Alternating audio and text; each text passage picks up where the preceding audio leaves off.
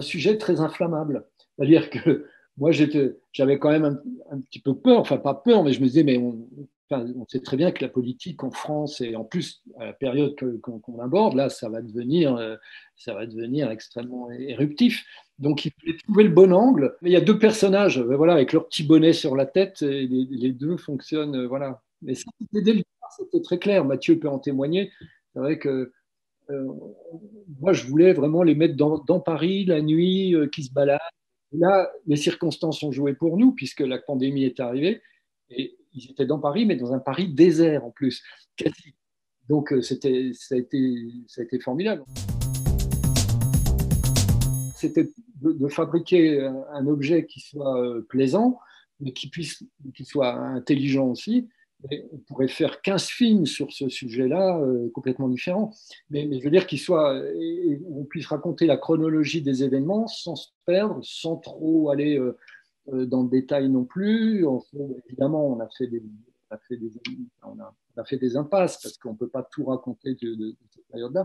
Et c'était ça le plus, moi, ce qui me stressait le plus, c'était comment on allait construire la chronologie et la narration. On a déjà travaillé sur un film, sur le précédent film de Jean-Pierre on s'était rencontrés sur Macadam Popcorn, qui est un film sur les salles de cinéma, sur les exploitants de salles de cinéma. Et Jean-Pierre, on s'était rencontrés parce que tu avais vu des dessins que j'avais faits sur un tournage où j'étais allé interroger un projectionniste, c'est ça? Hein, Oui, bah c'était sur le bouquin de Johann Sfar. sur le film de Sfar, ouais, sur Gainsbourg. Johan, c'est un très bon copain. Et j'avais accompagné tout le tournage sur Gainsbourg et j'avais fait un carnet de tournage qui a été publié. Et dans ce carnet, je raconte toute l'aventure du film, y compris l'exploitation. Et ça, c'est quelque chose qui intéressait Jean-Pierre, c'était l'exploitation, de montrer ce qu'on ne voit jamais au cinéma, c'est-à-dire les gens qui donnent à voir le cinéma. C'était un vrai road movie. C'était un vrai road movie d'ailleurs. Ouais. Ah ben, le précédent, on était sur la route, on a fait 3000 km dans une vieille guimbarde. Et c'était, non, non, le film, moi j'aime beaucoup le film parce il a un charme fou et on s'est rencontrés comme ça avec Mathieu, enfin, là-dessus, à ce propos avec Mathieu. Je peux prétendre qu'on est devenus amis, Mathieu. En tout cas, cette expérience nous a rapprochés, c'est certain. Et puis là, sur ce film-là, c'est l'inverse. C'est Mathieu qui a parlé de moi au garçon de Nolita, de la production. Maxime, on s'était rencontrés, on avait sympathisé pendant la campagne de 2012. Moi, je faisais une bande dessinée sur la campagne de François Hollande. Et donc, j'avais suivi tout le tournage, lapsus, toute la campagne jusqu'au bout. Et donc, lors d'un meeting à Marseille, j'ai croisé Maxime, qui était là lui-même parce qu'il accompagnait. Euh, euh, oui, non, Alex Bopin, qui avait fait une chanson qui avait été reprise pour un meeting. Voilà, puis on a sympathisé, on s'est revus régulièrement. Moi, entre-temps, j'ai fait pas mal de bandes dessinées sur le milieu politique. J'ai fait cette bande dessinée sur l'Élysée, après j'ai continué en 2017, et donc est arrivée cette proposition dont Jean-Pierre parlait, de film. Donc le point de départ, c'était sur Julien Drey, c'était ça finalement. Oui, normalement, oui, oui, bien sûr. Enfin, j'espère, mais oui, mais bon, en ce moment, les sorties salles, c'est tellement. On va voir. Mais ben, Jean-Michel Ray a découvert le film hier. Ah ben, il a beaucoup aimé. Ouais, ouais, ouais. Moi, Angoulême, je connais très bien, hein, parce que j'ai même habité à Angoulême 2 ans. J'ai habité de l'autre côté de la Charente au début de Saint-Yrieix, parce que j'étais objecteur de conscience au musée de la bande dessinée. Quand je l'ai vu la première fois, il me faisait penser à Tony Soprano, un peu.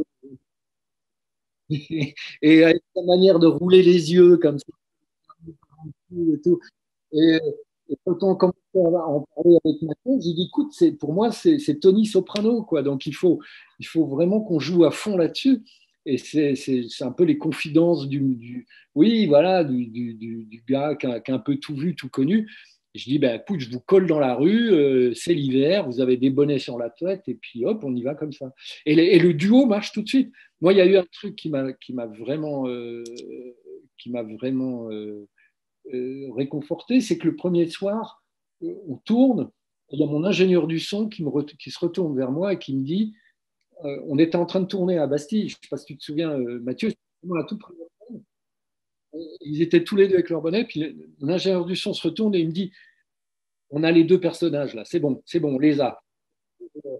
Et c'est vrai, et ce que j'essayais de retrouver, c'était dans le film, c'était l'esprit de la BD de Mathieu, c'est-à-dire avoir voilà, des personnages dessinés comme ça, voilà.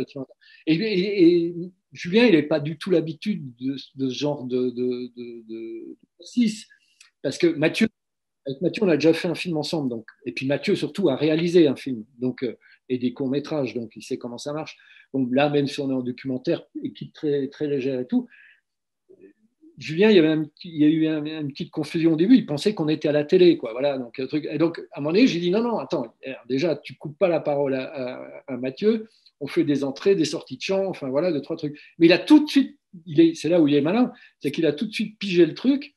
Et puis très vite, il s'est pris au jeu, quoi. Donc, et ça a vraiment bien fonctionné. Ah non, c'était sympa.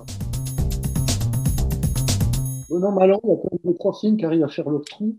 Et surtout, je pense qu'on n'a pas la. Enfin, moi, ce que je trouve qui est intéressant quand on sort au cinéma, c'est qu'on n'a pas la même. On est beaucoup plus libre, je dirais, dans la forme, entre guillemets. C'est-à-dire que moi, je considère ça comme un film, vraiment. C'est-à-dire que c'est pas un documentaire, c'est un film. Il y a des personnages, ils vont, ils règnent. Il y a zéro commentaire dedans. Enfin, voilà. Je veux dire, il n'y a pas de commentaire off dans le film. Il n'y a pas de. Voilà, on suit vraiment l'évolution des personnages. C'est construit comme un film. Après, effectivement, là, en ce moment, la période est un peu compliquée quand même pour les sorties, donc je ne sais pas trop comment le film peut être perçu, on verra. Mais en tout cas, les premiers retours qu'on a, même dans un cercle très, très restreint, hein, très même amical, c'est que ça suscite déjà de l'intérêt et surtout auprès des jeunes générations. On installe quand même une espèce de mise en perspective de toute cette histoire récente sur les 40 dernières années et qui d'un seul coup fait prendre conscience de là d'où on vient, quoi, et comment les choses se sont enchaînées. Et ça, c'est pas inutile, je trouve, c'est pas inutile.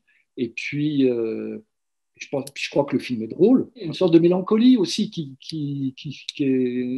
est comme ça. Enfin, moi, j'aime bien le ton du film, qui est assez proche de ce que fait Mathieu en BD. Hein.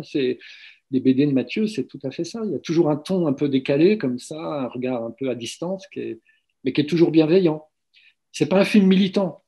C'est pas du tout un film militant. Mais c'est plus un regard sur l'évolution des choses. Ça fait un petit moment que j'observe le milieu politique. C'est quelque chose moi, je trouve intéressant, c'est l'aspect humain, justement. Montrer les failles, montrer les personnes, c'est des personnes réelles, et un peu lutter contre cette image de l'homme politique un peu robot, qui est déconnecté, qui n'a pas d'affect. Et là, dans le film, je trouve qu'on le sent bien. Il y a vraiment ouais, des personnalités avec de la consistance. Et ça, j'aime beaucoup pour ça le film, parce que parfois dans des films, enfin ouais, des films documentaires politiques, on va garder que une parole très lisse, très formatée, très, très préparée, alors que là, il y a beaucoup plus de spontanéité, d'inattendu et donc d'humain. Ouais.